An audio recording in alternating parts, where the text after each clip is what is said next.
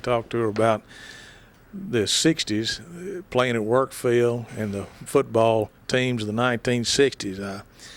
I guess as far back as I can remember, which would probably be since I had a brother playing on the team and grew up very close to the football field, going over and helping the manager of the football team, who in the early 60s and late 50s was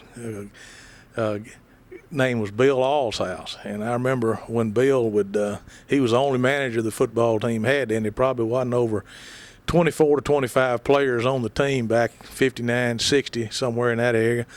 And one of the distinct things I can remember about the dressing room, which was in the oldest part of the school building over there, it must have been built around the 1900s, but it had a coal hot water heater in it. And Bill every day would start the fire to heat the water for the boys to take a shower in when they got off the field from practicing.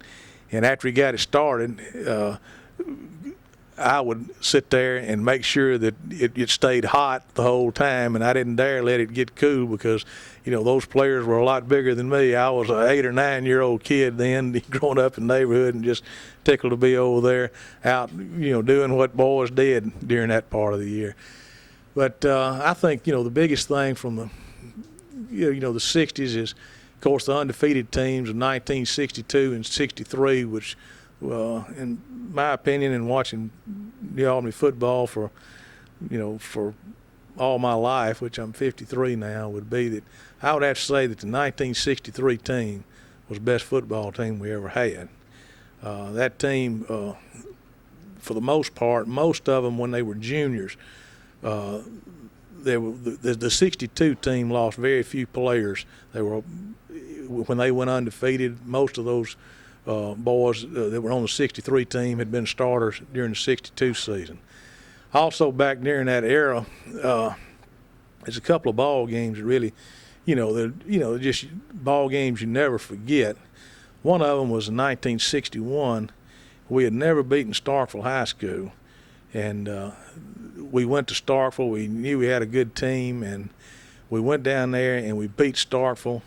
I think, the score was probably 19-6. I think we beat them over a touchdown, but that's the first time in the history we'd ever beaten Starkville. And to be quite frank, most of the games when we played Starkville were like 40-0. I mean, Starkville used to just wear us out. And at the time, Mr. W.P. Daniel was the superintendent of the schools, and he had always made the promise if we ever beat Starkville, he would parade through town on Saturday morning with his pajamas on. And he made true on his word. The next morning, about 9 o'clock, he started at the First Baptist Church, I think, and walked all the way down through the middle of town with his pajamas on. So it was really a big event for us to beat Starkville that year. I remember that 61 team probably lost 2 or 3 ball games. There were very few that they won. And again, going back to what I mentioned a while ago, the 63 team, a lot of the boys that graduated, that played their senior year during the fall of 63 were actually starters on the 61 team. The 63 team had a lot of players that had lettered by the time they were senior 4 years. And I'll have to plug, my brother had graduated in 63. And he had lettered actually on the football team, got a varsity letter in the 8th grade, so he was a 5-year letterman. And that was very, very, still, I mean, it's unheard of today, but it was very rare back then for somebody to earn, to actually play in ball games when they were in 8th grade, in high school. And, some people might question the caliber opponents we had. Well, at that time, the Little Ten Conference was probably one of the toughest conferences in Mississippi. You had Houston, Amory, Bruce, Aberdeen, Pontotoc, West Point, Starkville, Oxford, and New Albany. That was teams that made up the Little Ten Conference at that time. So it was a tough conference to play in. And of course, the 62 and 63 teams that went undefeated were the conference champions those years. Of course, Bill Ward was the coach of the 61 team, 62, 63, and I think he actually coached the 64, maybe the 65 team also. But when he came, he brought a lot of them. He really built a program at New Albany. New Albany had some pretty good football teams in the past, but I remember, the 58, 9, 60 teams, were, just, didn't win many ball games. And when he got here, success really started. The whole town was behind the, football team, and it was just great. I mentioned the Starkville game being one of the games that stands out in my memory. The other one, the big one that stands out in my memory, was a game we played in 1963 against Cherokee, Alabama. In Cherokee, Alabama, if my memory serves me correctly, at that time was an all-boys school, and actually boys came in. It was like a prep-type school, and they came in from all over to play there. And a lot of the players that played at Cherokee, went on to play, at Alabama and played, in major colleges back in those times. At that time, Cherokee was considered the number one football team in the state of Alabama. I think in 1963, for what type of poll they had, Corinth was supposed to have the number one team in the state that year, and New Albany was ranked number 2. So we played Cherokee, Alabama that night over here at Workville, and we beat them. I think we beat them something like 13-6. It was just a little bit over a touchdown. It was a very close ball game, but one of the unique things in that game was we had our fullback that year was David Carnell. We all called him Buck. And Coach Ward, if my memory serves me correctly, on our last scoring drive, which actually put the game pretty much out of reach, Buck ran the ball every play till we got in the end zone, and the sequence of the plays would be like it'd be 1st and 10, we'd run Buck, and it'd be 2nd and 7, and it would be 3rd and 3, and then 1st down. It was just very interesting. And I remember, a lot of the Cherokee people, or some of the Cherokee people after the game, people, would chat and said, we didn't have an answer for that number 40 on your football team. But that was those 2 years, 62 and 63, were, even, with me coming in, I played on the 66, 67, and 68 high school teams here. And, but those two teams were really, stand out in my memory as, two of the greatest teams we ever had, especially in the 60s. And, the 63 team was, really, really, really a strong football team.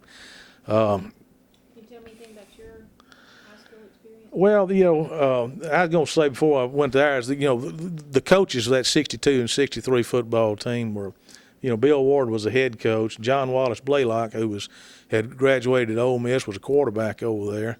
I think he was from NAHS, Mississippi, but he was the back coach. And then Richard Brown, who was originally from Booneville and a friend of Coach Ward's, was the other, assistant coach on that team.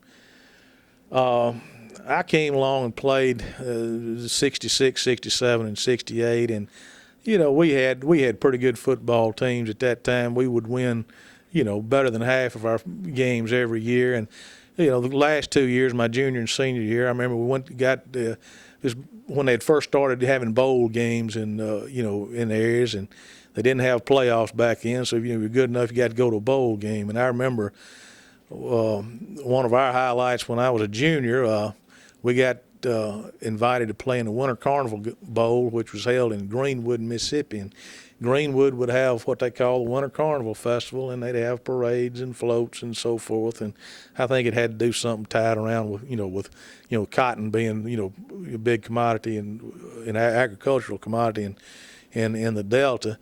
And they invited us to go down and play a team from Leflore County. It actually was Leflore County. And I remember Leflore County had 3 exceptionally good football players on that team. 2 of them, I think, signed. Well, one of them signed a scholarship at the University of Alabama, and 2 of them signed at Mississippi State. One of them was, I can remember, was Jimmy Patridge, whose son Stuart Patridge was a quarterback at Ole Miss 4 or 5 years ago. A boy named Joe Alderman was another one that played down there, that played at Mississippi State. And then they had another one I can't remember. But yeah, basically, we kind of felt like that because they had a real good football team. That, they were just bringing us down there to get whipped in front of the home crowd, and we went down there and beat them pretty soundly. I think we probably beat them at least 3 touchdowns. I can remember that in the fourth quarter we pretty much let everybody on the team get to play in that bowl game. But that was an interesting thing. I can't help but go back to the 60s, and I'll tell you a little personal experience that happened to me. In 61, we beat Starkville the first time. It was held at Starkville. And I was 9 years old at the time, so I was a small kid. But like I say, George, my brother, was a sophomore in school, and he after the game, it was like always, little kids ran out on the field. Well, I ran out on the field that night, and everybody was celebrating, and there was a big pile up in the middle of the field. And I was one of the first ones out there, and I got knocked into the middle of it, and they just kept piling on top of me and piling on top of me. And literally to the point that I couldn't breathe. And there was a gentleman here in town, a young man, Jerry McCardle, saw me in there, and he pulled a couple of players off of me and pulled me out of the pile. And I think, to be honest with you, it saved my life. I was about to get crushed. And I remember leaving there and running for my life, I thought, towards the other end of the field, and I saw several people gathered around the goal post, and I remember one of the managers that year was Ross Reed, and Ross was going to skinning up that goal post, and in a matter of about 5 minutes, New Albany had torn the goal post down at Starkville. So that was pretty interesting. And again, another funny thing that happened that night, I'll never forget. We got back to the car, and at that time my daddy smoked, and he lit a cigarette, took one puff, threw it down, stomped it out, and then lit another one. I said, "Daddy, why did you throw that one out?" He was so excited, and he had hollered so much, and I think he actually started spitting some blood the next morning, and he was scared it had to do with smoking, and he quit smoking that next morning. So that was just some things that happened 40 years ago that I can remember that are that I guess will never leave me. But, Work Field, I couldn't tell you when Work Field was built. Probably, some older guys around here might could, but I would say it's probably in the 30s is when Work Field was built. And, it had to do with the Work family that owned Work Stave Mill down here. I think possibly either donated the land or did a lot of the work, to build the field. And it was situated over where the current middle school is, and basically I'd say the field would be about where the parking lot is in front of the middle school. And one unique thing about it I can remember is it had it was a big ditch that ran right under the middle of the field, and there was a big concrete culvert under that field. And I think if you went over there today and looked in that area on the west side of Glades, you would see where that culvert comes out under the road right there. Well, that was basically the middle of the football field. If you look due east there, that's where you'd be right in the middle of that football field. But it was a good place to play. It was a lot of fun, a lot of memories there, and it's just it was the 60s was a good time. When I look back, I think the 60s were probably